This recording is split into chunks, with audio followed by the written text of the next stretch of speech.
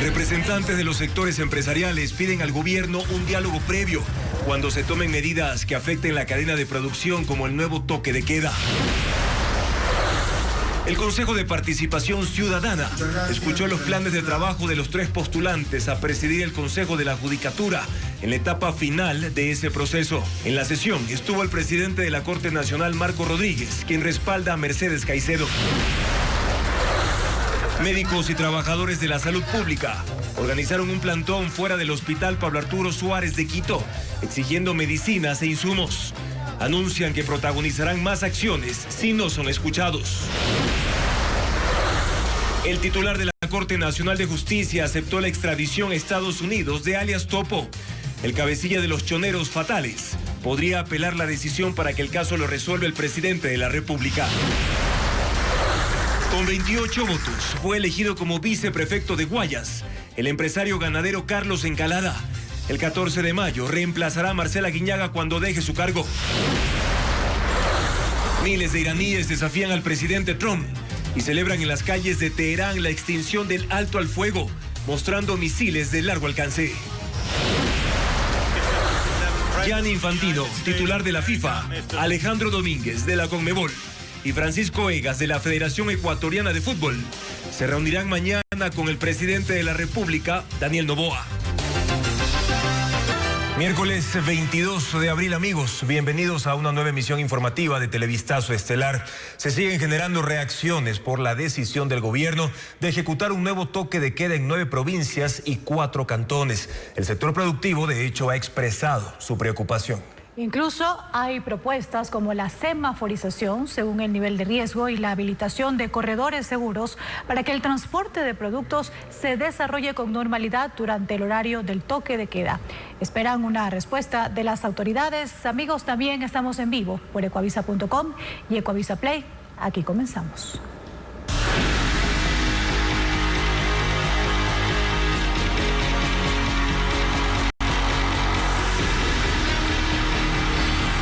Toque de queda. Golpe a la producción.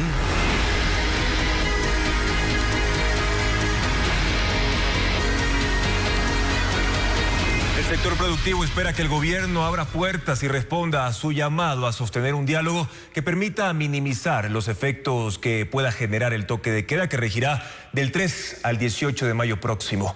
Efectos que impactan en la economía de las empresas y, por supuesto, del país. A los empresarios les llama la atención que no exista esa predisposición para trabajar en conjunto. En Guayaquil se encontraron cientos de empresarios, grandes, medianos y pequeños, emprendedores para hacer negocios. 1.500 citas acordadas y una expectativa base de compras y ventas de $2,5 millones en una sola jornada. En el país de las paradojas, por un lado se generan iniciativas como esta de la Cámara de Comercio de Guayaquil para dinamizar al sector productivo y paralelamente se cuentan los días que faltan para que sea 3 de mayo e inicie un nuevo toque de queda. Pero en paralelo hay que seguirse moviendo, hay que seguir emprendiendo, hay que seguir generando acción, movimiento, porque la economía no se detiene, hay que pagar sueldos, hay que llevar el pan a la mesa todos los días. Los empresarios buscan la manera de reducir los impactos económicos que se agravarán, porque, aunque son otra vez 15 días, en esta ocasión no serán 4, sino 9 las provincias donde regirá la medida. Al sector productivo le llama la atención que estas decisiones se tomen sin coordinación ni consulta, porque, aunque están de acuerdo en que se haga lo necesario para reducir una inseguridad que a ellos también les afecta y que les cuesta $200 millones en sobrecostos al año, creen que se podría intentar minimizar las afectaciones para quienes generan riqueza. Pero eso no sucede. De hecho, se enteran de estas resoluciones como todo el mundo. ¿Ustedes se enteraron de ella por el tuit del presidente como todos? Es correcto, así fue. Y no deja de ser extraño, porque hay temas en los que las autoridades sí dialogan con el sector productivo, por ejemplo, sobre acuerdos laborales. Sin embargo, para otro tipo de decisiones no hay una comunicación directa que permita generar insumos que aporten al fortalecimiento, al perfeccionamiento de las disposiciones gubernamentales. Creo que todos tenemos los mismos objetivos, ¿no? Vencer la delincuencia, ganar en seguridad y que la economía crezca. Los empresarios saben que esa es la cancha en la que les toca jugar. Quisieran que fuera distinta, pero es lo que es. Gremios empresariales proponen medidas para reducir el impacto del toque de queda en la economía, entre ellas una semaforización por niveles de riesgo y corredores seguros para garantizar el abastecimiento. Nos enlazamos con Paul Romero para que nos cuente cómo se analizan estas iniciativas y qué respuesta han tenido hasta ahora. Paul, buenas noches. ¿Qué tal, Andrea? Buenas noches. Del lado del gobierno, ninguna respuesta hasta el momento. Lo que sí existe, por supuesto, es preocupación del gremio de los empresarios, la Cámara de Comercio de Quito, la Federación de Industriales, que han dicho que en este caso el impacto económico va a ser importante durante los días de restricción. El anuncio del gobierno es este nuevo estado de excepción con toque de queda en las 9 provincias y 4 cantones, esto a partir del 3 de mayo hasta el 18.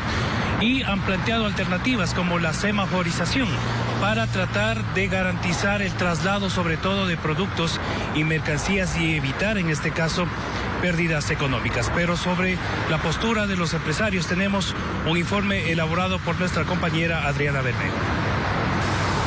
El sector empresarial del país busca hacer operativo el toque de queda que se aplicará en 9 provincias y 4 cantones desde el próximo 3 de mayo. La Cámara de Comercio de Quito plantea que esta medida sea técnica, focalizada y proporcional a la realidad de cada zona y propone aplicar un sistema de semaforización por ciudad y nivel de peligrosidad que permita establecer horarios distintos según los objetivos de seguridad de cada zona y ampliar al menos 1 hora los horarios permitidos durante viernes y sábado para sectores como comercio, gastronomía y entretenimiento, es decir, que el toque de queda inicia a la medianoche y no a las 23 horas como está previsto. Con esto, dice la Cámara de Comercio de Quito, se impedirá que se pierdan ingresos de la franja horaria clave para muchos negocios. Este no es el único planteamiento. El Comité Empresarial Ecuatoriano apunta a lograr un equilibrio sin afectar el comercio. Para ello, propone aplicar corredores logísticos seguros. Vías por las cuales se mueve la carga en determinadas horas acompañada por la fuerza pública de origen a destino. Se concentran en el origen hasta su destino, se hace la entrega y ahí permanece. Con eso se ahorra una cantidad de tiempo importante y por otro lado se logra los objetivos de afectar lo menos posible al sector productivo. Sobre estas propuestas, hasta el momento el gobierno no se ha pronunciado. Ahora, Paul, ¿hay algún plazo establecido por los empresarios para que estas iniciativas sean dialogadas con las autoridades? Aún faltan 10 días. Así es, no existe ningún plazo, porque esto más bien es un exhorto que hace el gremio de los empresarios al gobierno. Lo que sí conocemos es que el bloque de seguridad, tanto Fuerzas Armadas como la Policía Nacional, ya están diseñando el plan de ejecución para estos 15 días de intervención directa en las 9 provincias y 4 cantones. Esto es número de efectivos, inteligencia militar, policial, infraestructura, logística, para distribuir al personal. Porque el gobierno, al menos en respuesta a los gremios, no ha dicho públicamente nada y no se conoce sobre la apertura a un diálogo. Gracias, Paul, por las precisiones importantes. Estaremos entonces a la expectativa sobre la respuesta del gobierno y el diálogo que solicitan desde el sector empresarial para buscar alternativas que faciliten y no afecten sobre todo el trabajo durante el toque de queda. Más adelante tendremos un nuevo enlace con Paul con más detalles. Sí, el gobierno ya alista este nuevo toque de queda en un total de 9 provincias, mientras persisten dudas sobre su aplicación y salvoconductos. Esta medida llegará con el precedente de la Corte Constitucional, que en marzo pasado avaló el estado de excepción, pero con condiciones para poder garantizar derechos, servicios esenciales y también el control por parte de la Defensoría del Pueblo. Lo explica Joel Vanegas. Al igual que ocurrió con el toque de queda de marzo en 4 provincias de la costa, la Corte Constitucional podría poner condiciones para la nueva medida que el gobierno anunció del 3 al 18 de mayo. En ese sentido, el dictamen anterior del Alto Tribunal no tendrá efectos y será necesaria otra resolución. No obstante, el constitucionalista Javier Palacios aclaró que el decreto del gobierno, que está por emitirse, deberá seguir las líneas trazadas por la Corte. Y sirve de guía para que el presidente emita un nuevo decreto de estado de excepción. Cada que el presidente dictamina un estado de excepción, hay un control de parte de la Corte Constitucional que es automático. La Corte dispuso que la Defensoría del Pueblo supervise las acciones de la fuerza pública para prevenir vulneraciones de derechos. Además, que las restricciones contemplen situaciones emergentes de cada ciudadano. También ordenó asegurar el funcionamiento del sistema de justicia y de servicios de salud, gestión de riesgos y sectores estratégicos. Luego de registrarse problemas como la acumulación de basura en la costa el mes pasado. Si no existieran salvoconductos o si no se permitiría que ciertos sectores estén en actividad durante esta restricción de la franja horaria de movilidad, lo que va a ocurrir es que la Corte Constitucional va a modular el dictamen que emite el presidente de la República para, valga la redundancia, permitir que médicos, periodistas, abogados, etcétera, puedan circular en ese momento. La Corte también dejó claro que la suspensión del tránsito no puede obstaculizar el trabajo de medios de comunicación ni de organizaciones internacionales. Hasta el momento, el gobierno no ha emitido el decreto presidencial que oficialice el toque de queda, en el que se deberá precisar las restricciones y el mecanismo de salvoconductos para su aplicación.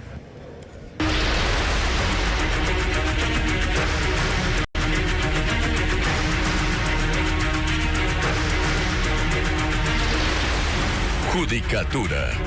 Cambios de fondo. En un lapso de 48 horas, el Consejo de Participación Ciudadana designará al próximo presidente del Consejo de la Judicatura. La decisión se tomará luego de escuchar por 4 horas los planes de trabajo de los 3 candidatos. Daniela Valencia cubrió la sesión y preparó un informe. La jornada giró alrededor de un gesto que pesó más que cualquier propuesta. El presidente de la Corte Nacional de Justicia, Marco Rodríguez, asistió a la sesión en la que el Pleno del Consejo de Participación escuchó los planes de trabajo de los 3 candidatos a los que él mismo nominó, pero solo permaneció mientras intervenía la jueza nacional Mercedes Caicedo. La escuchó y se retiró. A la cita también asistieron el presidente de la Corte Nacional subrogante, Alejandro Arteaga, y los jueces Catherine Muñoz y David Rojas. Un respaldo implícito en un proceso cuestionado, pues llenará un cargo que le correspondía a Alexandra Villasís, pero que fue bloqueada por una serie de maniobras administrativas y legales. Con ese telón de fondo llegó el turno de las propuestas. La jueza Mercedes Caicedo enumeró 8 debilidades de la función judicial en las que trabajará de llegar al cargo. Nombró que se debe hacer un cambio a los procesos disciplinarios para que no sean usados contra quienes no cumplen caprichos, un 90% de estructura tecnológica obsoleta y un déficit presupuestario de más de $200 millones. Hay una necesidad de 107 bienes inmuebles que hay que reconstruir, reestructurar. Se requiere aproximadamente $57 millones. Y para el personal nuevo se requieren aproximadamente $94 millones. Son 689 jueces y 2.280 servidores de carácter administrativo. El jurista Ramón Echáiz presentó una planificación con 6 ejes. La jueza de Pichincha, Paquita Chiluisa, con 3. Coincidieron en la importancia de desarrollar concursos de selección y evaluación a funcionarios judiciales. Existen a la fecha de marzo 2026 1.769 jueces, pero el óptimo requerido es de 2.442 jueces. Solicitar dentro de los primeros 30 días estado de evaluación de servidores, situación de expedientes disciplinarios, vacantes y encargos. El Consejo de Participación tiene 48 horas para tomar una decisión, una designación que busca devolver la institucionalidad al Consejo de la Judicatura, a 2 meses de la renuncia y destitución de Mario Godoy. 4 meses después del escándalo que terminó en la destitución de Mario Godoy, el Consejo de la Judicatura abre un sumario disciplinario para destituir a su director Henry Gaibor, pese a que en diciembre pasado ya le aceptaron su renuncia. Gaibor fue grabado por el juez anticorrupción Carlos Serrano mientras lo presionaba para fallar a favor del narcotraficante serbio Yesdimir Serdán.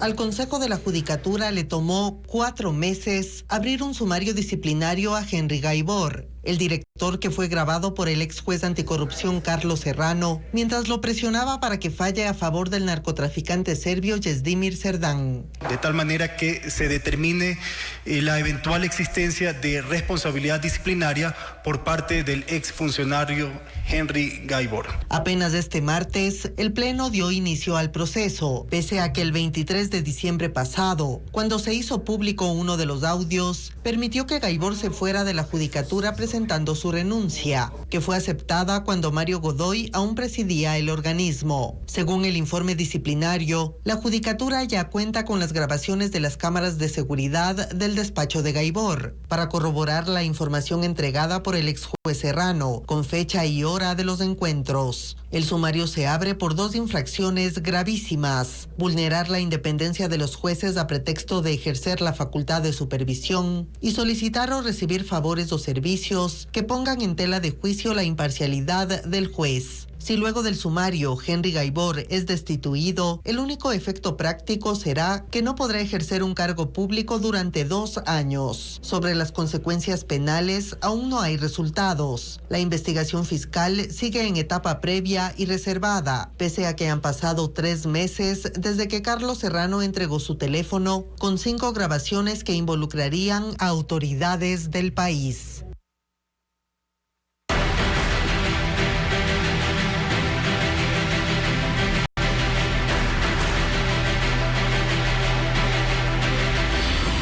Guayas. Arranca la transición. Y esta mañana, en sesión extraordinaria, el Consejo Provincial de Guayas eligió al nuevo viceprefecto. La nueva autoridad es el empresario ganadero Carlos Encalada Villasís, quien fue elegido por unanimidad. Se convertirá en el nuevo prefecto a partir del 14 de mayo, debido a que Marcela Aguiñaga renunciará a su cargo en esa fecha, como lo informa Diego Cuenca. Carlos Encalada Villasís fue elegido como el nuevo viceprefecto del Guayas en una sesión del Consejo Provincial que se realizó este miércoles en Guayaquil. En la elección participaron 28 autoridades, entre alcaldes y presidentes de juntas parroquiales de la provincia. Todos votaron a favor de Encalada, quien fue el primero de la terna que presentó la prefecta Marcela Aguiñaga. Bueno, ahorita estamos obviamente en una transición. La idea trabajar en los ejes viales, claramente, en el eje productivo, que es más lo mío. Felicitaciones. Carlos Encalada tiene 43 años. Es un empresario del sector agroindustrial. Fue presidente de la Asociación de Ganaderos del Litoral. Y desde ese año, integra la directiva del Club Sport Emelet. Él reemplazará a Carlos Serrano, quien el pasado 10 de abril renunció a la viceprefectura por aspiraciones políticas. Encalada llega en medio de los cuestionamientos del movimiento correísta Revolución Ciudadana, que criticó la terna que propuso su ex coidearia Aguiñaga. Pues según los dirigentes de la RC5, los aspirantes son cercanos al movimiento oficialista ADN. Y bueno, estamos dispuestos y estamos trabajando con todos los alcaldes, con todas las líneas. Aquí, la verdad, soy apolítico. Vengo de una línea aparte del gremio, del trabajo y a eso nos dedicamos. Para Encalada, la viceprefectura será temporal, porque en pocos días se convertirá en el prefecto del Guayas, debido a que Marcela Aguiñaga renunciará a ese cargo el 14 de mayo. Carlos Encalada cumple un requisito básico, que es el conocimiento de una de las áreas que por mucho tiempo estuvo abandonada, que es el área productiva de esta institución. Cuando Carlos Encalada sea prefecto, tendrá que proponer una terna, pero esta vez será de mujeres, para cumplir con la paridad de género que dispone la ley. Y otra vez el Consejo Provincial tendrá que reunirse para elegir a la nueva viceprefecta del Guayas.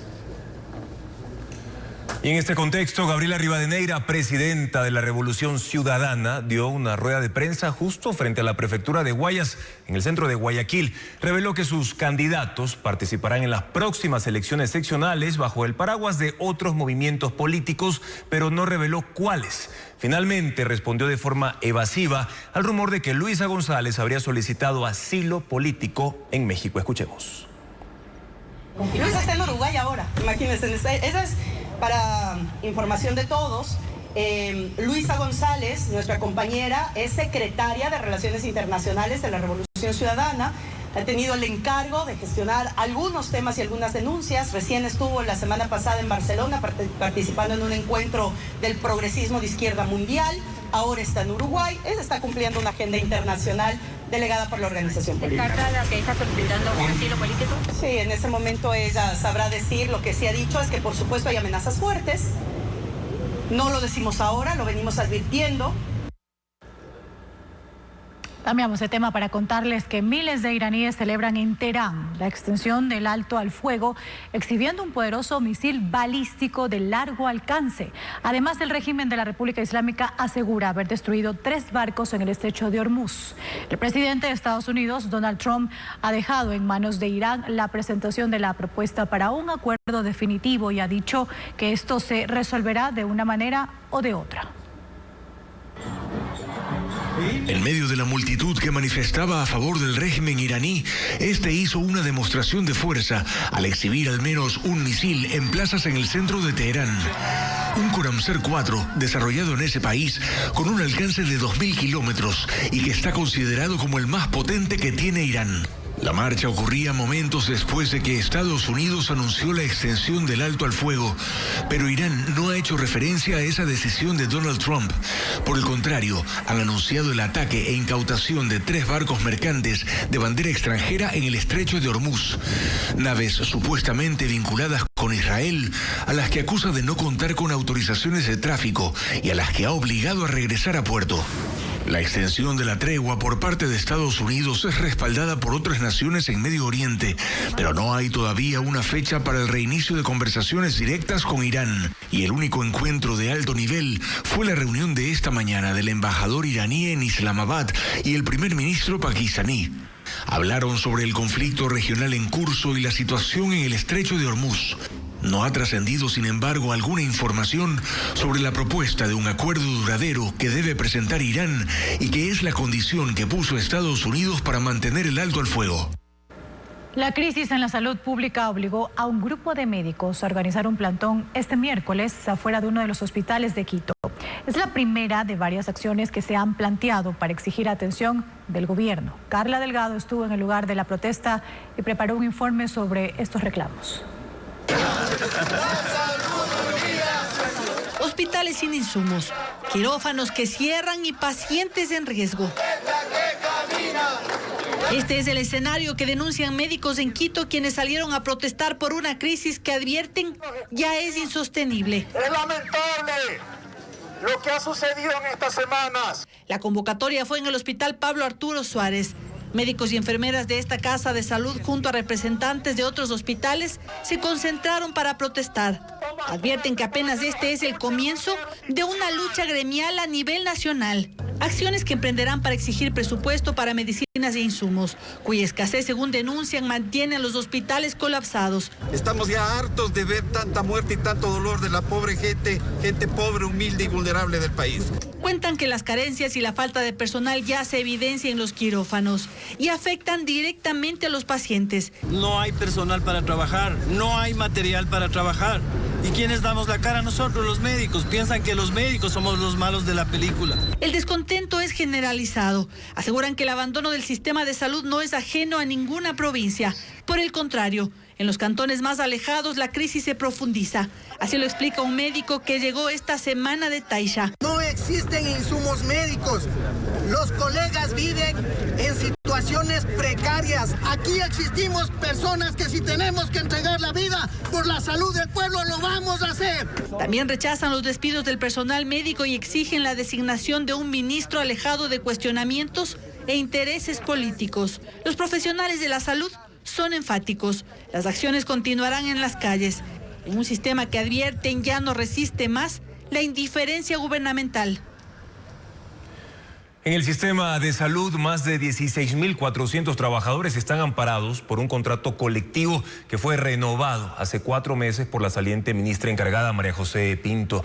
Aunque ese documento ratifica algunos beneficios, omite alzas salariales, dejando descontentos a quienes gozan de esa estabilidad por acuerdos entre el gobierno y los sindicatos. Más detalles con Hernán Higuera. En el país son 16.419 trabajadores del Ministerio de Salud que están cobijados por un contrato colectivo que hace 4 meses celebró María José Pinto con la Organización Sindical Única Nacional de Trabajadores del Ministerio de Salud, Osuntramsa. Tenían 8 años sin renovarlo, pero este último no dejó muy contentos a los sindicatos porque no contempló alza salarial. En donde no se aumentó un solo centavo. Según la Federación de Trabajadores de la Salud, el actual contrato colectivo cuesta $30 millones anuales, 5 millones menos que el anterior. Está firmado para 4 años, pero dicen que sus beneficios no compensan el trabajo que ellos hacen en la actual crisis de la salud. Todo aquel trabajo que venían ya desempeñando las empresas externalizadas, los hemos tenido que retomar. En las áreas de limpieza, en las áreas en todas las áreas de alimentación, estamos sobrecargados. Lo que sí les da el contrato colectivo es un subsidio por cargas familiares. Es el 1% del salario del trabajador por cada uno de sus hijos menores a 18 años y si tienen discapacidad es ilimitado. Además, reciben bonificación de antigüedad equivalente al 0.25% de la remuneración multiplicada por el número de años de servicio. Por ejemplo, si un trabajador lleva 5 años en el cargo y su remuneración es de $1,000, recibiría 150 adicionales al año. Por jubilación patronal o del IES reciben una bonificación de 7 salarios mínimos adicionales y en sus cuentas mensuales se les paga $4 por seguro de incapacidad o muerte. Se reconoce además 50 centavos día laborado de pasajes o transporte, $4 diarios de alimentación y se les otorga 5 años de estabilidad laboral. Si uno de ellos es despedido, recibirían 7 remuneraciones adicionales por cada año de servicio, más los sueldos por los años de estabilidad pactados. Los trabajadores de la salud dicen que su contrato colectivo no es comparable frente a otros contratos de empresas públicas estratégicas. Tenemos falta de personal desde años, personal que se jubila, personal que renuncia y que sus plazas no han sido cubiertas. Y eso ahonda aún más el problema en el que estamos atravesando. El contrato colectivo manda que el Ministerio de Salud cancele una vez al año $160 para uniformes. Este año no les pagan. Tampoco tienen prendas de protección y como se muestran estas imágenes, tienen que dedicarse hasta trasvasar la basura, algo que está prohibido pero la crisis obliga, dicen. Fuera de los hospitales son los pacientes y sus familiares los que luchan por la atención en un sistema de salud que hace metástasis. Contamos, amigos, que el presidente Daniel Noboa participó en un acto para la entrega de 2.085 contratos a profesores, quienes formaron parte de la plataforma Educa Empleo. El evento generó críticas de docentes, quienes dijeron haber sido obligados a asistir. Por su parte, la Unión Nacional de Educadores exige estabilidad para profesores con nombramientos definitivos. Diego Puente cubrió la jornada. A los profesores fiscales les obligaron a dejar en el suelo los esferos que usan para corregir exámenes, los marcadores de tiza líquida y hasta su lunch. Esto fue parte de las medidas de seguridad para ingresar a la entrega de 2.085 nuevos contratos para docentes del programa Educa Empleo. El contingente de seguridad incluía militares con equipo antimotines, escáneres corporales y requisas. Somos obligadas. Varios de los profesores que acudieron dijeron que no fueron de manera voluntaria. Ellos ya trabajan en el sistema público, pero fueron llevados para llenar el coliseo. Aunque estuvieron desde las 7 de la mañana, el evento inició cerca de las 10:30. El público se animó al ingreso del presidente Daniel Noboa. El mandatario resaltó la contratación y capacitación docente que ha hecho su gobierno y dio cifras. Ustedes se suman a los 16.151 docentes que ya contratamos desde noviembre del 2023. De esta manera reconocemos su trabajo y su importancia en la educación del país. La ministra de Educación, Gilda Alcíbar, aseguró que desde el 2023 se ha reducido el déficit de profesores fiscales. Nuestros datos son del 1.3 a 2% de la brecha docente, lo cual representa alrededor de 4.000 docentes. Hoy incorporamos 2.085. Para la Unión Nacional de Educadores, la contratación de docentes se ha vuelto una puerta giratoria. Te entrega un contrato por un año. En diciembre de ese mismo año ya te están quitando, se lo están entregando luego a otro grupo de docentes. El evento de entrega de contratos duró cerca de 30 minutos. Al final, algunos docentes se acercaron a las puertas de seguridad para recoger sus pertenencias. Continuamos con más, amigos. Gracias por su sintonía. El Fondo Monetario Internacional aprobó un desembolso por $394 millones para Ecuador después de que el país pasó la 5ª revisión de metas del proceso de crédito que mantiene con ese organismo multilateral desde el año 2024. Este nuevo desembolso será el primero que Ecuador recibirá del FMI en lo que va de 2026. Hasta la fecha, Ecuador ha recibido un total de $3.330 millones del Fondo Monetario y para continuar recibiendo esos recursos deberá aprobar otras 4 revisiones de metas hasta el año 2028. El presidente de Colombia, Gustavo Petro, volvió a arremeter contra el gobierno ecuatoriano y asegura que junto a Estados Unidos supuestamente intentan vincularlo a las FARC. Analistas coinciden en que esto es un efecto de la campaña electoral en ese país. Patricio Díaz con más de esta polémica.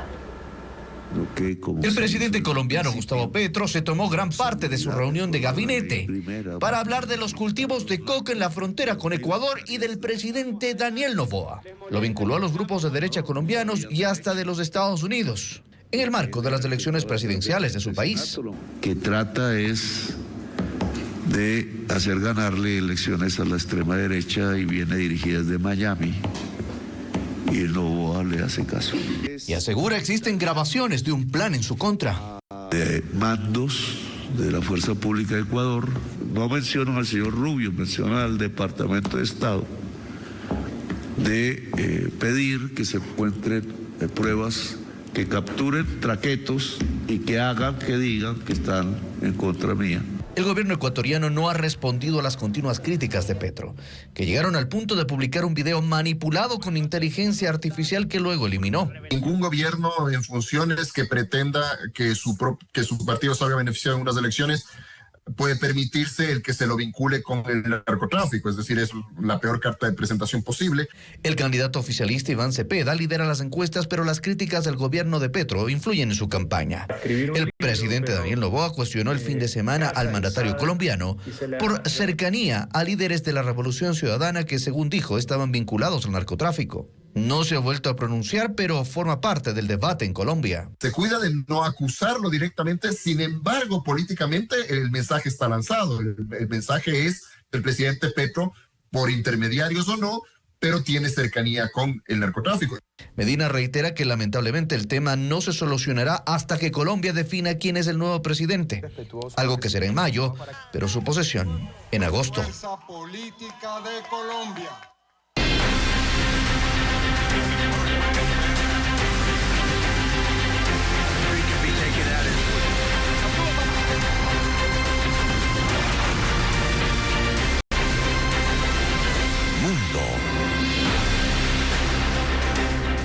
Revisemos ahora qué pasa en el resto del mundo. La inestabilidad política en Perú está en el límite. El Congreso impulsa una moción de censura en contra del presidente José María Balcázar, que tiene apenas 2 meses en el cargo. Lo señalan por haber intentado frenar el pago de un contrato para la compra de aviones F-16 a los Estados Unidos y de afectar la seguridad nacional. Balcázar explicó que quiso dejar el próximo gobierno la decisión de pagar, pero en horas de la tarde se conoció que la transición ha seguido su curso, mientras que el trámite en el Congreso debe todavía reunir firmas antes de ir a debate, por lo que una decisión política tardará por lo menos hasta la próxima semana. La justicia de El Salvador inició un juicio masivo contra más de 400 pandilleros. Se trata de cabecillas del grupo criminal Mara Salvatrucha o MS-13, acusados de miles de delitos como homicidio, secuestro, extorsión y tráfico de drogas. El proceso ha levantado críticas porque viola el derecho de los acusados a defenderse. Un tribunal contra el crimen organizado inició el juicio colectivo contra los cabecillas de la pandilla más grande y peligrosa de El Salvador, la Mara Salvatrucha, MS-13. Sentados en salas en sus centros de detención, más de 400 miembros del grupo criminal siguieron la primera audiencia virtual, donde fueron acusados de ordenar más de 47.000 delitos entre 2012 y 2022. Incluyendo homicidios, secuestros, trata de personas, tráfico de drogas y armas. La mayoría de los acusados están recluidos en la SECOT, la prisión de máxima seguridad construida por orden de Nayib Bukele. El resto en otros 3 centros de detención y 73 son procesados en ausencia. El juicio que inició el lunes en San Salvador es el más reciente de una práctica criticada por organizaciones de derechos humanos, que denuncian la violación del derecho de los acusados a defenderse y sostienen que expone a inocentes a una condena. El gobierno alega que está dentro del estado de excepción que rige desde 2022 y que mantiene suspendidos los derechos fundamentales. Las autoridades afirman haber arrestado a 91.300 personas presuntamente pertenecientes a pandillas o vinculadas a ellas, aunque admiten que al menos 8.000 inocentes fueron capturados y posteriormente liberados. Uno de los implicados en el asesinato del senador y precandidato presidencial de Colombia, Miguel Uribe Turbay, fue capturado en Argentina. El sospechoso, identificado como Brian Cruz, fue detenido en Buenos Aires durante una operación conjunta entre autoridades de ambos países. Cruz es señalado como uno de los responsables de la logística en ese magnicidio. Se habría encargado del seguimiento al senador, quien recibió varios disparos durante un mitin en junio del año pasado. La Fiscalía colombiana lo requiere por delitos de concierto para delinquir y terrorismo. Las autoridades argentinas dijeron que será extraditado lo antes posible. La presidenta interina de Venezuela, Delcy Rodríguez, solicitó al Fondo Monetario Internacional acceso a montos por casi 5.000 millones. Rodríguez confirmó que tuvo una conversación directa para gestionar esos recursos que han permanecido bloqueados por la falta de reconocimiento internacional del gobierno. Aseguró que el dinero será destinado a la reactivación con proyectos enfocados en la recuperación de infraestructura, la mejora de servicios básicos, estabilización económica y del ingreso de los trabajadores. El FMI retomó hace poco relaciones con Venezuela, pero aún no ha aprobado entrega de fondos. El presidente de Chile, José Antonio Kast, envió al Congreso un megaproyecto de reformas llamado Plan de Reconstrucción Nacional. La columna de la ley es una rebaja de impuestos del 27% al 23% del impuesto corporativo que grava las utilidades netas de las empresas en ese país. Kast defiende su plan, señalando que la tarea número 1 es generar empleos, sobre todo para los jóvenes. Espera recibir más inversiones y plantea entregar una línea de crédito por 1.400 millones de dólares a pequeñas y medianas empresas. El documento está ya para debate en el legislativo. Y ahora les contamos que el rescate de un oso negro americano atrapado en lo alto de un árbol atrajo la atención de todo un vecindario que llamó a expertos para socorrerlo. Ocurrió en Albany, capital del estado de Nueva York, cuando el animal permanecía aferrado a las ramas. En el operativo participaron agentes de la policía local y control de animales silvestres, quienes lo sedaron, desplegaron redes y un colchón para amortiguar la caída. Tras varios minutos, el animal cayó sin sufrir lesiones y fue trasladado por biólogos para su evaluación antes de ser liberado en una zona boscosa de las montañas. Un show de drones con imágenes de Michael Jackson iluminó el cielo de Los Ángeles, en California. 500 aeronaves no tripuladas con luces de varios colores formaron la silueta del legendario rey del pop. Su rostro, el micrófono que usaba e incluso recrearon su famoso paso de baile de la caminata lunar. El espectáculo duró 10 minutos y se llevó a cabo por el estreno de la película biográfica del cantante.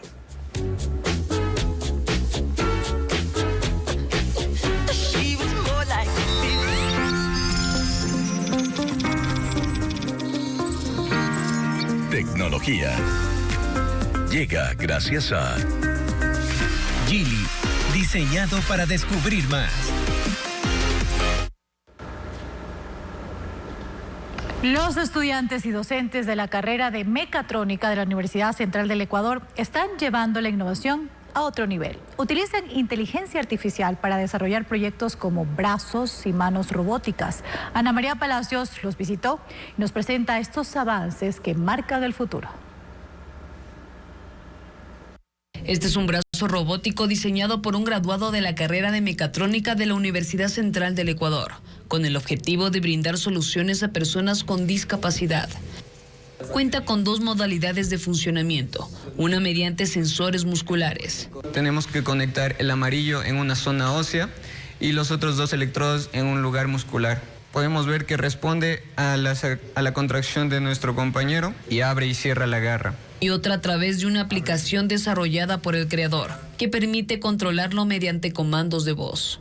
Nosotros activamos el Bluetooth, nos conectamos con el microcontrolador de nuestro brazo y simplemente decimos los comandos abrir, cerrar y este nos va a obedecer. Mientras prótesis similares pueden superar los $15,000. Este modelo desarrollado por Alex Jiménez e impreso en 3D resulta mucho más accesible, con un costo aproximado de $700. Por otro lado, esta mano robótica creada por un estudiante está basada en el uso de visión artificial, una rama relacionada a la inteligencia artificial. Ubica los 21 puntos de la mano y simula a sí mismo con ayuda de electrónica básica de servomotores, simula el movimiento de mi mano. Para esto también se utilizan coordenadas, que son las que se pueden ver aquí. Este dispositivo está pensado para operar a gran escala en entornos peligrosos, como aquellos con presencia de químicos, laboratorios y hospitales. Ambos desarrollados pueden adaptarse a la industria, reduciendo riesgos para los trabajadores y optimizando procesos. Estos son solo algunos de los prototipos que se desarrollan en la Universidad Central del Ecuador, donde la innovación y el esfuerzo se combinan para crear soluciones tecnológicas.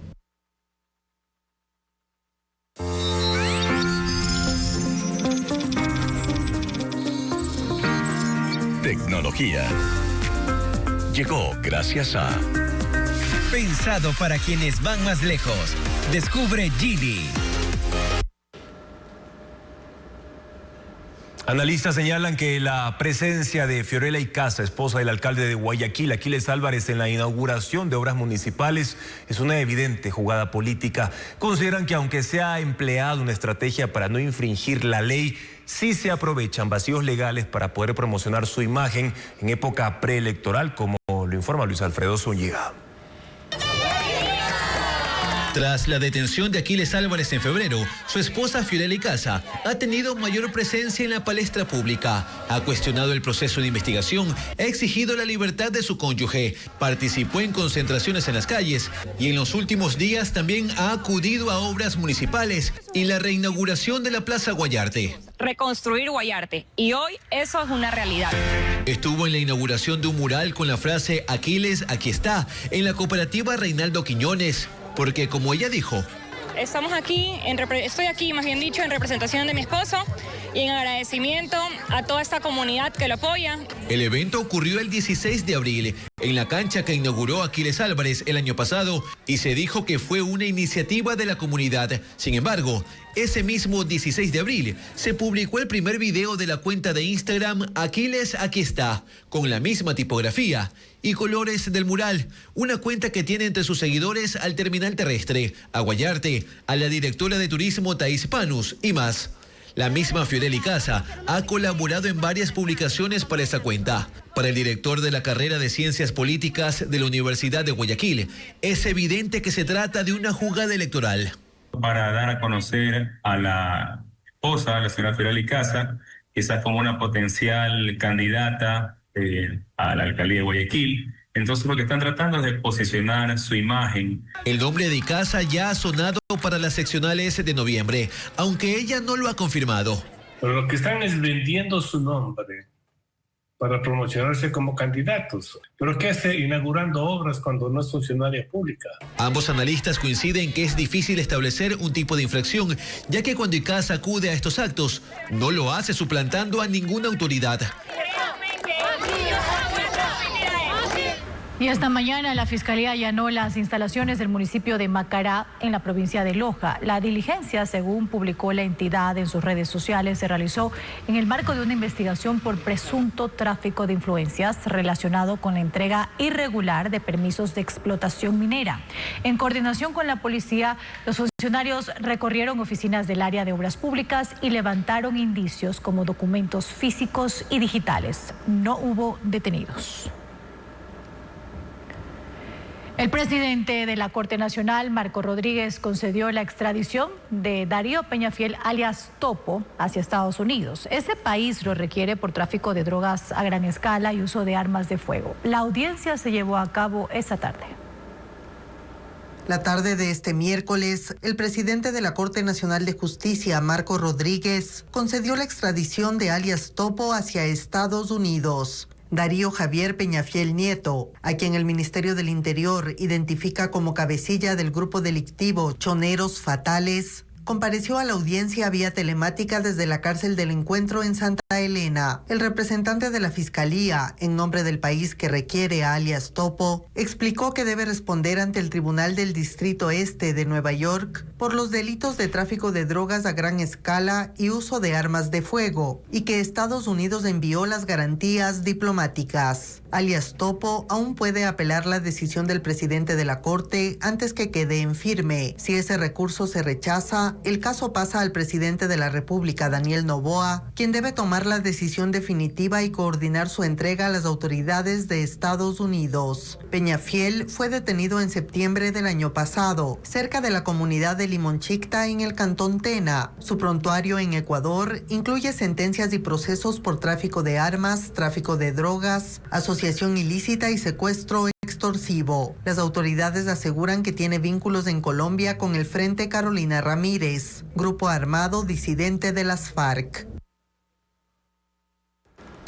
El ministro del Interior reveló esta tarde que Jennifer Banguera, reportada como desaparecida en el año 2022, fue identificada y además los exámenes forenses permiten establecer vínculos con su mejor amiga, Andreina Lamota Solís, la mujer que fue sentenciada por el asesinato de su propia madre. Más detalles de este caso a continuación.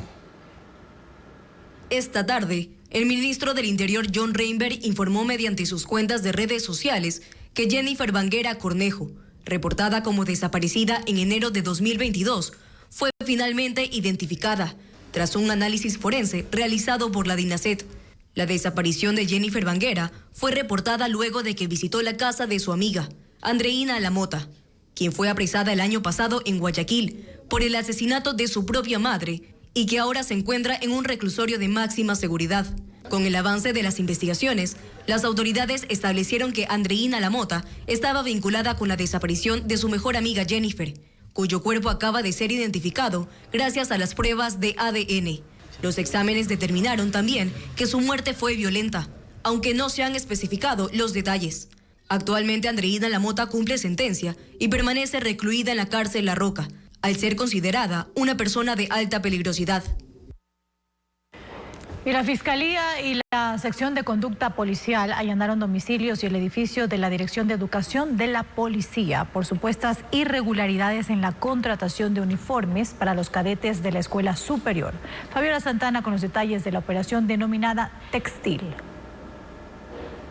La Fiscalía allanó la Dirección de Educación de la Policía en el norte de Quito y en sus domicilios detuvo a un teniente de la policía y a un civil para que rindan versión en la Unidad de Transparencia y Lucha contra la Corrupción de la Fiscalía. También se intervino a un mayor de la policía. Son investigados por cohecho por presuntas irregularidades en la adquisición de uniformes de cadetes de la policía. Se trata de Pablo C., Ángel A. y Hugo M., este último supuesto intermediario en varios procesos con oficiales de la Policía Nacional.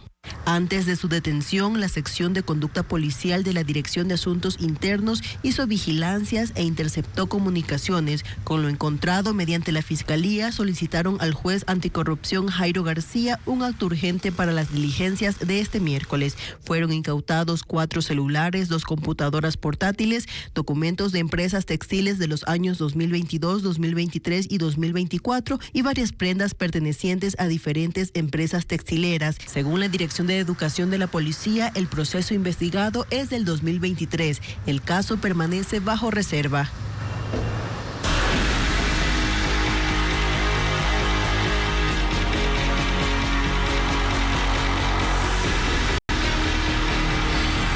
Toque de queda. Golpe a la producción.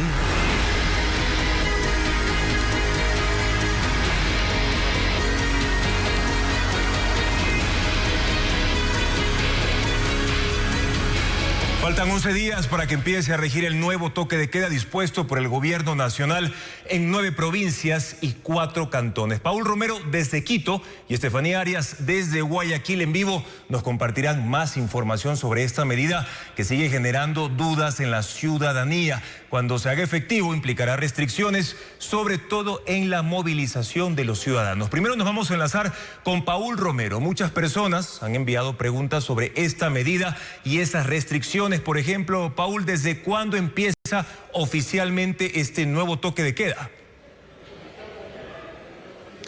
Sí, Juan Carlos, aunque el decreto ejecutivo no ha sido firmado por el presidente de la República, pero de lo que ha dicho el propio mandatario desde el 3 de mayo hasta el 18 de este mes. ¿Y cuál es el horario para ejecutar esta medida? Los que generalmente se acostumbra en un toque de queda desde las 23 horas hasta las 5 de la mañana. ¿Y habrá toque de queda también en Quito, Paul? Sí, por supuesto, se incluyó la capital de la República, la provincia de Pichincha, en general son 8 cantones, y más Quito, la capital, desde luego, que son aproximadamente 3 millones de habitantes los que tendrán estas restricciones aquí en la capital de la República. ¿En qué provincias y otros cantones, Paul, va a regir el toque de queda, tomando en cuenta que se han incluido nuevos territorios frente o comparando con el toque de queda de hace un mes? Así es, se incrementó según la decisión del gobierno con informes del bloque de seguridad y de inteligencia militar y policial. Son 9 cantones, 9 provincias y 4 cantones. Ahí observan en las imágenes, está Esmeraldas, Manabí, Los Ríos, Guayas, Santa Elena, El Oro, Pichincha y Sucumbíos. Estos son las provincias en donde regirá el toque de queda, pero también se incluyeron 4 cantones. Según los propios informes de inteligencia militar y policial, en donde existe incidencia criminal. La Maná en Cotopaxi, Las Naves y Echandía en la provincia de Bolívar y en la Troncal en la provincia de Cañar. Estos son los datos oficiales por parte del gobierno nacional que lo anunció el propio presidente de la República. Paul, y estás en vivo precisamente desde el aeropuerto Mariscal Sucre de Quito en Tababela. Te pregunto entonces, ¿qué va a pasar con los pasajeros de los vuelos internacionales? ¿Ellos podrán circular sin restricción, por ejemplo, si el viaje es en la madrugada, en el horario del toque de queda? Así es, estoy aquí en el aeropuerto Mariscal Sucre de Quito, que es uno de los aeropuertos más importantes de la región y por supuesto también del país. Algunos datos importantes, por esta terminal circulan aproximadamente, según datos de Equipor, 15,000 pasajeros por día. Los vuelos internacionales de 23 horas a 5 de la mañana, que regirá el toque de queda, son de aproximadamente, en este caso, 9 arribos y 7 salidas. Son los datos oficiales. ¿Y qué es lo que va a pasar en este caso con las personas que ya han comprado sus boletos para viajar en el transcurso de estos días y que no se conocía la decisión del gobierno? Es en este caso la inquietud frecuente. Ellos podrían sin duda circular con el boleto y el pasaporte. Eso es importante. Nos acabas de decir lo que va a pasar con los pasajeros en el horario del toque de queda. Pero ¿qué pasa también, Paul, con las personas que, por ejemplo, dejen o tengan que ir a retirar familiares del aeropuerto desde las 11 de la noche hasta las 5 de la mañana y tratar de evitar ser sancionados? Esa es una gran pregunta, pero dejemos que sea el gerente de comunicaciones de Equipor, Luis Galárraga, el que nos explique esta inquietud. Tienen que presentar su pase de abordar y su documento de viaje como un salvoconducto. Estos serán documentos que permitirán el libre desplazamiento o la libre circulación de las personas entre el aeropuerto y la ciudad de Quito. Si una persona tiene que ir a esperar a su familiar en el aeropuerto, pues lo que tiene que asegurarse es de que tenga el pase de abordar o el boleto de ese pasajero o de esa persona a la que va a esperar para que pueda, pues, para que lo lleve consigo en el trayecto, y si es que es detenido obviamente por algún control de la fuerza pública, pueda presentar esos documentos y circular libremente hacia el aeropuerto. Por supuesto, tiene que tratarse de un boleto, de un pase de abordar para la fecha señalada y en los horarios señalados, pues no puede ser cualquier pase de abordar. Ahí está la respuesta de la autoridad, el gerente de comunicaciones de Equipor. Por supuesto, tienen que ser los boletos originales, la información fidedigna para evitar problemas con Fuerzas Armadas y Policía que realizarán controles en toda esta zona. Confirmamos entonces, los pasajeros, los viajeros y también las personas que trasladen a sus familiares a los aeropuertos del país, en este caso de las 9 provincias incluidas en este toque de queda, con el ticket o el pasaje a la mano, físico o digital, pueden circular en el horario del toque de queda. Pero también les contamos que Guayas vivirá esta medida por segunda vez en lo que va del año y la ciudadanía tiene dudas sobre cómo se aplicará esta restricción que ya entra en vigencia el próximo domingo 3 de mayo. Y para poder despejar estas incógnitas hacemos contacto ahora con Estefanía Arias, quien se encuentra en la avenida José Rodríguez Bonín en el norte de Guayaquil, para brindarnos más detalles de esta restricción del toque de queda. Adelante, Estefanía, te escuchamos.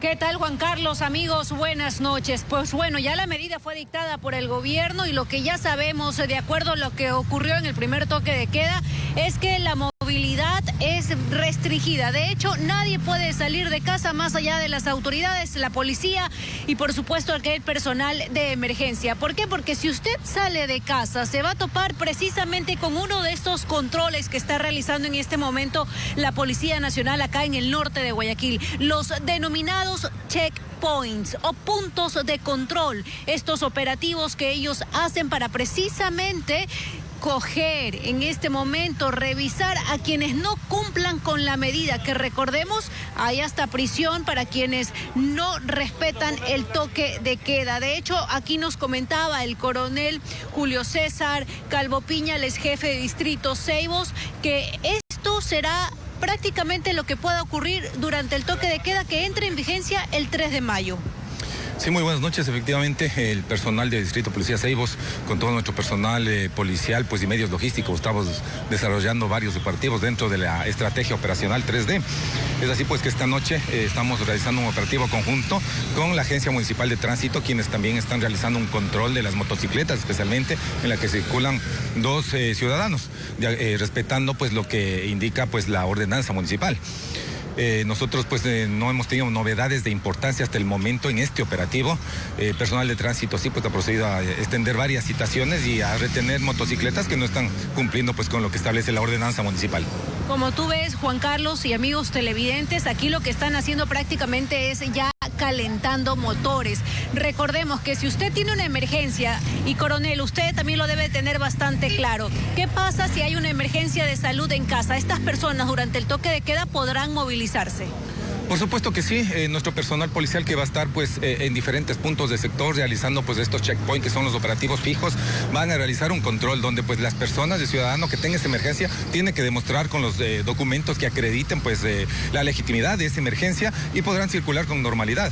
Nosotros como Policía Nacional pues tenemos que hacer cumplir lo que está establecido en el decreto ejecutivo ordenado por el señor presidente y vamos a estar pues desde el 3 de mayo, desde las 23 horas, haciendo que se cumpla pues el toque de queda. Coronel, muchas gracias por esa información y recordemos que el toque de queda no fue la única medida anunciada por el gobierno. También anunciaron este alivio a las planillas de luz. Sin embargo, para la ciudadanía esto no es una compensación porque recordemos que ellos ya vienen denunciando hace semanas atrás el alza, el incremento en el costo de la electricidad en sus hogares. Pues bueno, Televistazo habló precisamente con un experto en electricidad sobre cuánto equivale aproximadamente 180 kilovatios hora, que es la compensación que da el gobierno y además da otras recomendaciones de cómo ahorrar energía en casa. Veamos. Por ahora se sabe que el subsidio en las planillas de luz será para consumos de hasta 180 kilovatios hora y únicamente para las familias afectadas por la ola de calor, lo que obliga a encender ventiladores y aires acondicionados, aparatos que elevan el costo de las planillas. Este alivio, como lo llama el gobierno, se aplicará para consumos de abril. Yo pagaba siquiera unos $60. ¿Y en la actualidad? En la actualidad como 110, 120 salen las planillas. Demasiado, diría, demasiado. Siquiera pagábamos unos 30, ahorita se está pagando como 45 vino la luz. La Operadora Nacional de Electricidad, CENACE, señaló que la demanda de electricidad del país es de 4.819 megavatios, siendo Guayas la provincia que más energía demanda, 1.265 megavatios. El presidente de la Cámara de Electricidad y Energía Renovable, Marco Acuña, explica que un hogar en Ecuador consume unos 250 kilovatios hora y que los 180 kilovatios hora que señala el gobierno representa entre $18 a $23 al mes. Una casa que tenga obviamente focos, refrigeradora y los ventiladores, unos 2 ventiladores que puedan tener. Así que si usted vive en la costa y las altas temperaturas lo llevan a usar un aire acondicionado, hágalo de la siguiente manera. Poner a temperaturas de alrededor de 18 grados los aires acondicionados, que es una temperatura normalmente confortable. Es la segunda ocasión que el gobierno aplica un subsidio en las planillas eléctricas. Lo hizo en 2024 y en aquella ocasión la compensación fue para más de 5 millones de usuarios residenciales en todo el país. Estefanía, ¿hay algún sector al que se le va a entregar salvoconductos, por ejemplo, el gremio industrial para el transporte de productos? Pues no, Juan Carlos, y eso ya ocurrió en el toque de queda de marzo. En esta ocasión el gobierno volvió a decir que no hay salvoconductos para nadie, excepto por supuesto para el personal de emergencia, los médicos que deban movilizarse ya sea a su lugar de trabajo o alguna emergencia, sea pues la que ocurra en esos días o durante esas horas, es decir, desde las 11 de la noche hasta las 5 de la madrugada. Cuéntanos también entonces qué va a pasar, por ejemplo, con los expresos escolares. Pues bueno, ellos van a tener que recién salir de sus hogares a las 5 de la mañana. No lo pueden hacer antes. Sus recorridos comenzarán una vez que termine el toque de queda. Y muchas personas, Estefanía, en Guayaquil preguntan qué sucederá con la recolección de basura, un tema que generó muchísima polémica en el toque de queda anterior, principalmente en Guayas. Esa es una pregunta bien importante, Juan Carlos. Recordemos que hubo acumulación y precisamente estamos en una temporada invernal. Pues bueno, esa pregunta nosotros, por supuesto, buscamos a la fuente, siempre información verificada aquí en Ecuavisa, y hablamos con el gerente general de Segura EP y esto fue lo que respondió. Estamos ya llevando coordinaciones con el Ministerio del Interior en general para que no afectar de alguna manera la situación sanitaria de la ciudad. Vamos a ir haciendo una coordinación continua, diaria, para saber de qué días podríamos continuarlas durante el toque de queda o si podemos hacerlo de manera consecutiva. Todo eso se está conversando desde ahora. En caso de que durante el toque de queda definitivamente no se pueda circular, se haría un reajuste a los horarios, pero sabemos que también como estamos en esta temporada invernal, que aún hemos tenido en las últimas semanas algunas lluvias muy fuertes, es importante esa coordinación para que podamos atender que se pueda hacer la recolección de basura y no tengamos acumulación de agua en las calles. Y bueno, precisamente también lo que nos dijo el gerente Alex Anchundia es que todos estos cambios, cualquier cambio de horario en los operativos por parte de Urbaceo, la empresa que recolecta la basura en Guayaquil, se informará a través de los canales oficiales. Como siempre, informarse como debe de ser a través de estos medios o esta vía. Nosotros, por supuesto, estaremos atentos a lo que ocurra previo, durante y después de este toque de queda. Precisamente, Estefanía, vamos a estar muy pendientes de cómo se van a ir desarrollando en los próximos días todos estos procesos. Gracias a Estefanía Arias desde Guayaquil y a Paul Romero desde el aeropuerto de Quito por sus informes sobre los detalles de cómo se va a ejecutar este nuevo toque de queda a partir de las 11 de la noche del domingo 3 de mayo y solventar varias de las preguntas, amigos. Estamos de regreso con más información. Algunas redes sociales se han convertido en una puerta de entrada para delitos como trata y explotación camuflados bajo ofertas económicas. Ecuavisa conversó con un hombre que fue contactado para este tipo de contenido, pero logró detectar el riesgo a tiempo. Merlin Ochoa con su historia.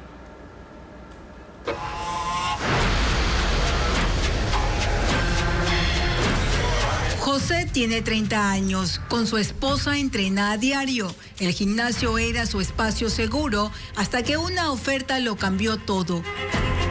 Una mujer, quien también entrenaba, se acercó con una propuesta directa: vender fotos y videos en redes sociales. Escucharon, pero algo no encajaba. Gracias. Por fotos, a mí me iban a pagar $50 y a mi esposa 50. Pero había una diferencia, que por videos de mi esposa pagaban $100, pero tenían que ser con ropa íntima. Después, si es que esto llega a tener bastante vista acogida, el costo puede ser el triple, el cuatriple, dice así. de cada video, pero obviamente sin ropa. Dinero fácil, rápido y sospechoso. No hicieron preguntas, pero se cambiaron de gimnasio. Tenía miedo de que a mi esposa la estén envolviendo para algo como trata de blancas, secuestrarla. El caso de José no es aislado, es un delito que crece en lo digital. Lo advierte el coronel Edwin Íñiguez, jefe nacional de trata de personas. Son ofertas para captar víctimas con promesas económicas para explotarlas. También han sido utilizadas lamentablemente para temas ilegales, ¿no? Como es el tema de difusión de pornografía infantil, comercialización, como también el tema de difusión para temas de carácter sexual, promoción, digamos, para encuentros sexuales. Las organizaciones criminales apuntan a perfiles vulnerables, menores, jóvenes, migrantes y personas con urgencias económicas. Generalmente las que caen víctimas de temas de explotación sexual, prostitución forzada o la trata de personas son gentes que se encuentran en situaciones de vulnerabilidad. Hemos encontrado principalmente en esta plataforma que le manifesté anteriormente a personas de nacionalidad venezolana, colombiana, que han migrado acá a nuestro país. Una vez que llegan acá al país cambia el panorama, ¿sí? Cambia el panorama del ofrecimiento laboral, ¿sí? Para las que obviamente vienen sin saber el tema de prostitución. Obviamente encontrarse que si vinieron contratadas como meseras para algún local, terminan prostituyéndolas. Son delitos transnacionales. Ecuador coordina con el Departamento de Seguridad Nacional de Estados Unidos y organismos como Interpol, que conecta a 196 países, Ameripol y Europol, a través del Pacto 2.0 para cruzar información y ejecutar operativos contra estas mafias. No únicamente los niños, adolescentes que pueden sean vulnerables a este tipo de plataformas, es el público en general. Sí, hemos visto gente de 30, 40, 20 años. En Ecuador, la policía digital rastrea estos casos, pero la clave es denunciar 1-800 delito 131 o fiscalía. Desde el año pasado, la unidad de trata ha capturado a 133 personas y rescatado a 127 víctimas. Historias como la de José terminan en alerta, pero muchas otras no. Ahí en el silencio digital, el delito encuentra su mejor escondite.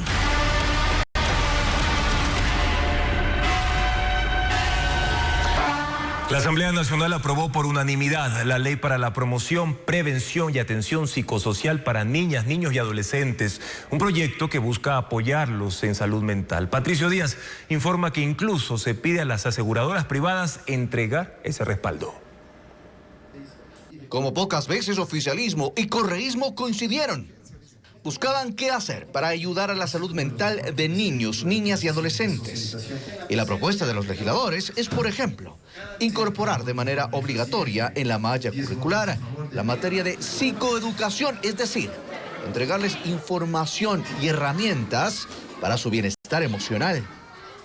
Además, las propias unidades educativas y los gobiernos autónomos descentralizados deberán crear programas y espacios para que los niños puedan recibir apoyo. Acceso garantizado a la salud mental, tamizajes, detección, prevención temprana y seguimiento, integración real entre el Ministerio de Salud Pública, el Ministerio de Educación, los gobiernos autónomos descentralizados. Los estudiantes de psicología podrán participar como pasantías en estos espacios.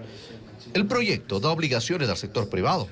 Se dispone el fortalecimiento de la cobertura en salud mental para las aseguradoras privadas, incluyendo atención ambulatoria, hospitalización y tratamiento. Tendrán entonces la obligación de ofertar coberturas de salud mental. Los asambleístas recordaron que en 2024 se registraron más de 128,000 casos de depresión y el 20% era de niños, niñas y adolescentes. Eso matizado por problemas como el bullying, la violencia, el acoso escolar, algunos con la ausencia incluso de sus padres. El suicidio es una de las principales causas de muerte registradas entre niños de 10 a 14 años. Otro de los riesgos, resaltaron, es que ante su sensibilidad se aprovechan las organizaciones delincuenciales para captarlos. Por eso insistieron en la urgencia de tomar medidas. La propuesta fue tramitada en una comisión liderada por el correísmo y recibió el respaldo de ADN.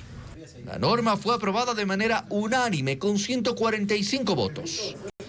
Ahora pasa al presidente para sus observaciones o su sanción final.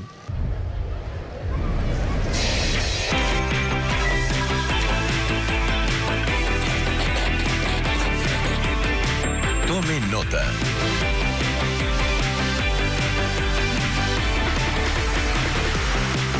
Y precisamente hoy en nuestro segmento Tome Nota hablamos de la importancia de la salud mental, que radica en cómo enfrentamos los retos diarios, tomamos decisiones y mantenemos nuestras relaciones interpersonales e intrapersonales.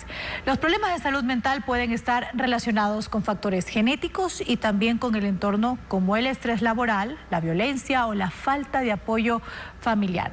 Las afecciones de salud mental incluyen trastornos y otros estados que pueden generar angustia, discapacidad funcional o riesgo de autolesión, especialmente cuando los cambios en el pensamiento, las emociones o el comportamiento afectan la vida diaria. Ahora, estas condiciones pueden impactar la capacidad para mantener relaciones, desenvolverse en entornos sociales, rendir en el trabajo o en el ámbito educativo y participar en actividades cotidianas. Entre las señales, mucha atención de alertas están los cambios en el sueño o la alimentación, la dificultad para afrontar problemas, el aislamiento, la ansiedad excesiva o la tristeza prolongada. Por eso preste mucha atención. Y en casos más graves pueden presentarse cambios extremos de humor, irritabilidad, conductas violentas, abuso de sustancias o pensamientos de hacerse daño o dañar a otros.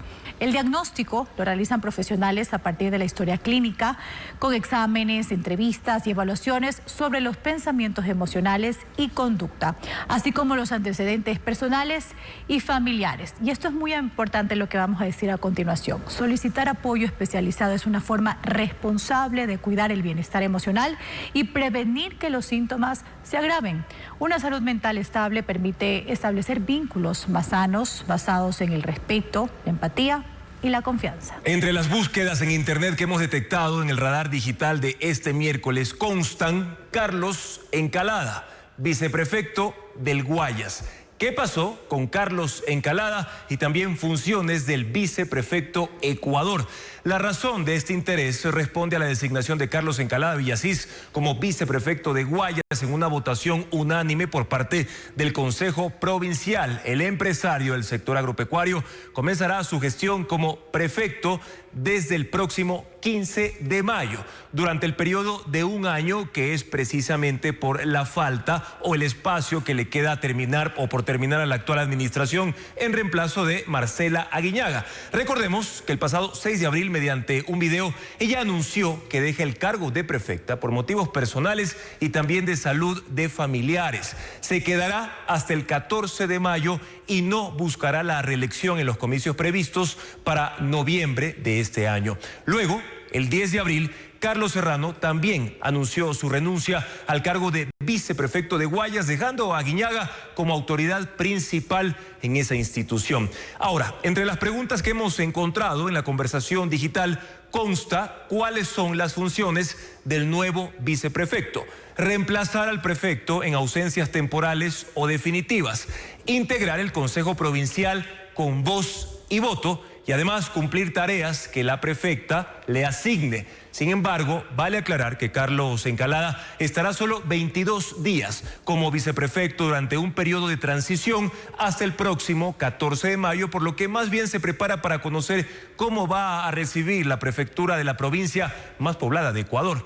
Ya como prefecto, a partir del 15 de mayo, Encalada tendrá que proponer una terna solo de mujeres para cumplir con la paridad de género que manda la ley. Como él es el prefecto, necesita de una viceprefecta. Entonces el Consejo Provincial tendrá que reunirse para elegir precisamente de esa terna a la nueva viceprefecta de la provincia, que lo va a acompañar durante ese año que resta de la actual administración.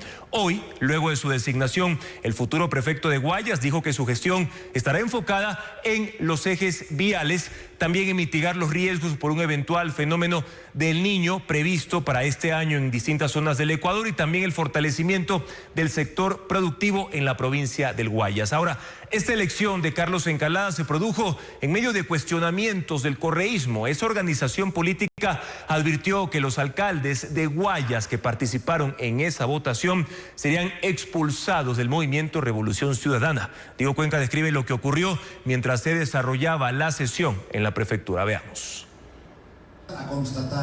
En total, eran 33 personas las que debían elegir al nuevo viceprefecto del Guayas, los alcaldes de los 25 cantones de la provincia, los 7 presidentes de las juntas parroquiales, además de la prefecta Aguiñaga. Sin embargo, solo llegaron 28. Coronel Flores Tatiana. Cuando el secretario tomó lista para instalar el quórum, quedó en evidencia que los que no llegaron fueron las autoridades del movimiento Revolución Ciudadana. No era una coincidencia, pues minutos antes de que empiece la sesión, Rafael Correa, líder de esa organización política, había lanzado una advertencia en sus redes sociales. Cualquier autoridad de la RC5 del Consejo Provincial de Guayas que se preste a esta atrocidad será expulsada. No podemos permitir inmorales ni cobardes en nuestras filas. Así que las autoridades correístas de los gobiernos autónomos de Guayas no participaron a pesar de que podían conectarse vía telemática, como lo hizo el alcalde de Durán, Luis Chonillo, quien administra la ciudad desde el extranjero. Secretario presente.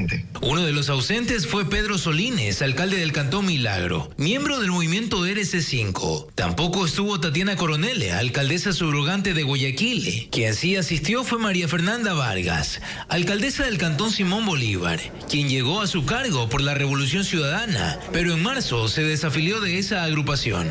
Y mientras esto ocurría dentro de la prefectura, al frente, a 500 metros, en el malecón Simón Bolívar, dirigentes del correísmo realizaban una rueda de prensa para rechazar el cambio de autoridades en la provincia. Sin haber ganado un voto en las urnas ni por el pueblo, se van a tomar la prefectura del Guayas en un año electoral. Más allá de los reclamos del correísmo, la sesión se instaló, la votación tuvo lugar y el viceprefecto fue electo por mayoría absoluta. Felicitaciones.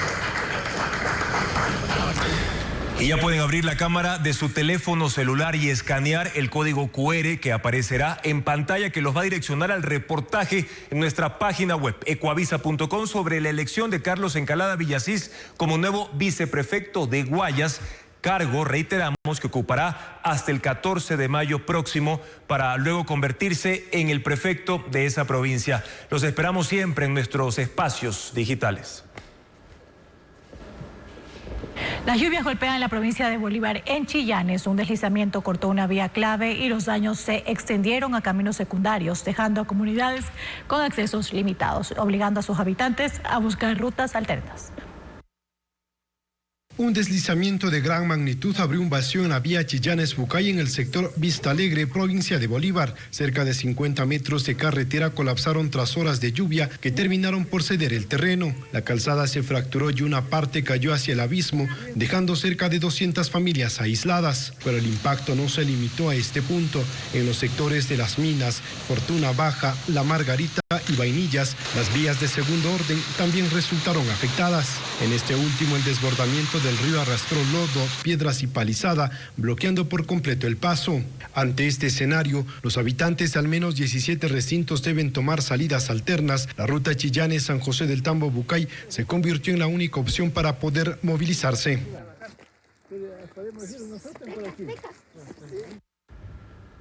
En Loja, los deslizamientos provocados por las lluvias de esta madrugada dejaron una vivienda colapsada, familias evacuadas y vías cerradas en la localidad del Cisne. Una mujer fue rescatada de entre los escombros y trasladada a un hospital, mientras que las autoridades advierten que el riesgo de nuevos derrumbes se mantiene. Las imágenes de estas emergencias con Alejandra Sánchez. En plena madrugada, la tierra cedió en el Cisne, provincia de Loja. Fueron 3 horas de lluvia intensa que desencadenaron varios deslizamientos. La zona céntrica fue la más afectada. Un derrumbe provocó el colapso de una vivienda. En su interior estaba una mujer de la tercera edad, que fue rescatada por bomberos y policías y trasladada a un hospital, donde se mantiene estable. Fueron segundos que se desplomó para adentro la casa y lo que pudimos hacer es simplemente correr y les dije a mis hijas, vámonos. Pero los daños se extendieron. Otras 15 casas presentaron afectaciones en su estructura. Según el municipio, el riesgo de nuevos deslizamientos se mantiene. Todo se desplomó de ella y fue que llevó arrasando con todo. Todas las cosas están abajo, en terrazas. Los derrumbes también complicaron la movilidad. La vía El Cisne y El Oro permanece cerrada, mientras se realizan trabajos de limpieza de escombros, y otras 2 carreteras de segundo orden están bloqueadas por deslaves. Y durante la madrugada también hubo una fuerte tormenta en Cumandá, Chimborazo. Producto de las lluvias se generó un deslave que bloqueó el paso en la vía Riobamba, Payatanga, Cumandá, específicamente en el sector Cruz del Hueso. Maquinaria del Ministerio de Transporte y del municipio de Cumandá se desplegaron al sitio para retirar los escombros. Los conductores deben tomar la ruta alterna por Huigra o por la Guaranda Babahoyo. Están aprovechando lo de la compañía. Les contamos ahora que 2 trabajadores del sistema de transporte en Quito quedaron inconscientes y fueron evacuados de emergencia por una presunta intoxicación con escopolamina. El hecho generó alarma entre usuarios y obligó incluso a cerrar una parada del corredor suroccidental este miércoles. Los detalles de este caso con Joel Vanegas. Un guardia de seguridad y una cajera del sistema de transporte público en Quito fueron trasladados de emergencia tras ser encontrados inconscientes, presuntamente por intoxicación con escopolamina, en una parada del corredor suroccidental. El hecho generó alarma entre pasajeros y personal operativo, quienes presenciaron la atención de primeros auxilios. De acuerdo con los primeros indicios, una persona desconocida habría suministrado escopolamina por medio de un billete. La dosis habría sido lo suficientemente fuerte como para provocar la pérdida de conciencia en los afectados. Pero estamos completamente indefensos nosotros. Como consecuencia de la emergencia, la parada fue cerrada temporalmente y las unidades del corredor debieron salir del carril exclusivo, obligando a los usuarios a abordar los buses en un punto improvisado. Yo estoy dentro de la cabina. Yo me protejo de algo, puedo pedir ayuda, pero si estoy ahí en la intemperie, me desmayo y se llevan todo. Hasta el momento, las autoridades de la Secretaría de Movilidad no han emitido un pronunciamiento oficial.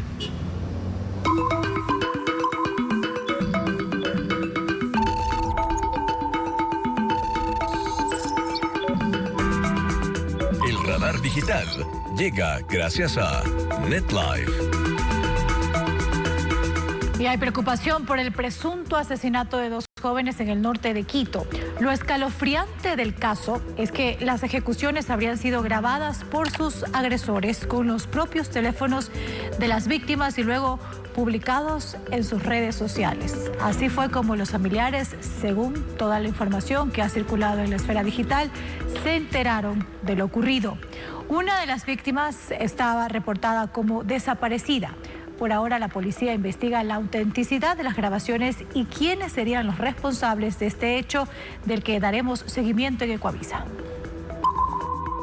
Bien, pero ahora vamos con noticias más alentadoras. Cruzar la línea de meta de una maratón siempre será emocionante porque se ven escenas como la que se hizo tendencia. 2 corredores ayudando a otro atleta a terminar la carrera de una de las competencias más exigentes y prestigiosas en asfalto, la Maratón de Boston. El video colgado en TikTok alcanza más de 2 millones de reproducciones y 387,000 likes. La conversación de los usuarios tecnológicos se dio desde lo emotivo y humano del momento, pues el atleta, que ya no podía sostenerse en pie y que fue ayudado, se llama AJ y había soñado desde niño correr esa maratón. Muchos resaltan que no se trata de ver ganar a cada competidor, sino de verlos no rendirse. La Atenas del Ecuador es catalogada como el mejor lugar para vivir en Sudamérica. La ciudad obtuvo un puntaje de 153 sobre 230 en Numbeo, una plataforma internacional que mide condiciones urbanas a partir de percepciones ciudadanas a nivel global sobre seguridad, salud, movilidad y costo de vida. Además, el ranking especifica que la capital de Azuay se ubica como más barata que Quito y Guayaquil. A escala mundial, se ubica en el puesto 186 y en el contexto sudamericano lidera el listado. Así, Cuenca se consolida como un referente regional de calidad de vida, posicionando al Ecuador en el mapa como un destino atractivo para vivir y desarrollarse. Una compañía guayaquileña de ballet toma la iniciativa para celebrar el Día Internacional de la Danza con funciones especiales de obras originales. Desde este jueves hasta el domingo habrá funciones en la sala en Avant, ubicada en la ciudadela Urdesa. Diana León repasa también otros eventos de la agenda cultural.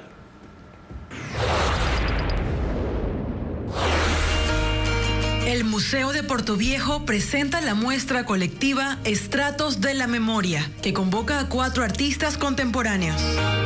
La exposición explora símbolos históricos que dejan de ser registros para transformar y habitar la memoria colectiva de Manabí y del país. Se puede visitar sin costo entre las 8:30 de la mañana y las 4:30 de la tarde.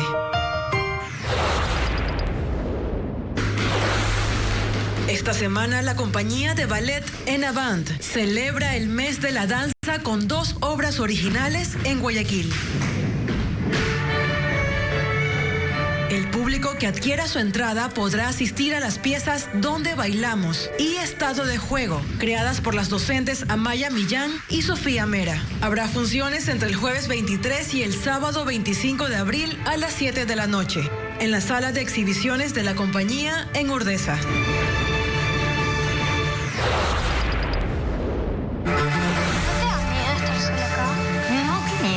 El Centro Cultural Puse de Quito organiza todos los miércoles de abril un ciclo de cine uruguayo, sin costo para el público. Entre las cintas que se proyectarán están la comedia policíaca Carmen Vidal, Mujer Detective, y el drama Perros. También sabemos que tenés estrés postraumático. Las funciones se extienden hasta el miércoles 29, desde las 6 de la tarde. Carmen, ¿sabe quién soy? En la alfombra roja es auspiciado por Extreme. Renata Nieto, conocida como La Torre, es la primera artista ecuatoriana en formar parte de Colors, la reconocida plataforma musical que impulsa carreras internacionales. Y es que por este espacio han pasado artistas de la talla de Billie Eilish, Dua Lipa y Raguayana. Ana María Palacios. La propuesta musical de Renata Nieto La Torre fue la que llamó la atención de la reconocida plataforma alemana Colors. La artista grabó su sencillo Flor de Sal en un formato minimalista con un fondo de color y un micrófono. Y que se grabe en directo, entonces es un momento en el que la voz está muy expuesta y tu música se expone de una manera muy limpia. Fue como una experiencia muy interesante el pues estar en este como primer plano, tu vestimenta, tu voz.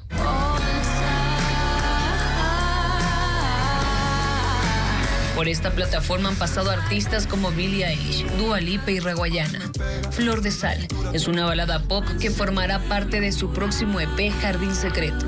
De una relación que persiste a pesar de las adversidades, habla de esta fragilidad, de cómo la vida a veces te pone en situaciones complejas, pero cómo en realidad eso te puede ayudar a fortalecer una relación. La quiteña, que ha vivido en Ibarra, Riobamba y La Costa, fusiona el electropop con elementos andinos. Es como el poder llevar esos sonidos, esas sonoridades que de alguna forma te evocan esta sensación de páramo. Actualmente radicada en Madrid, la cantante inició su carrera en 2018 y fue incluida por la revista Rolling Stone en un listado de artistas ecuatorianos que se debería escuchar. En la alfombra roja fue auspiciado por Extreme. Así llegamos a la parte final de nuestra entrega informativa, pero Televistazo regresa mañana a las 5:50 de la mañana en Contacto Directo. También habrán invitados. Estará Santiago Carrasco, el expresidente de la Federación Médica Ecuatoriana, para analizar el desafío en la salud. ¿Qué esperan del nuevo ministro? Además estará con nosotros Stephanie Macías, especialista en estrategias de comunicación política y crisis, para hablar sobre el conflicto Petro-Novoa. ¿Hay alguna salida? Lo sabremos mañana. Sigan las noticias, amigos, a toda hora en ecuavisa.com. Información siempre actualizada con el sello de Televistazo. Buenas noches.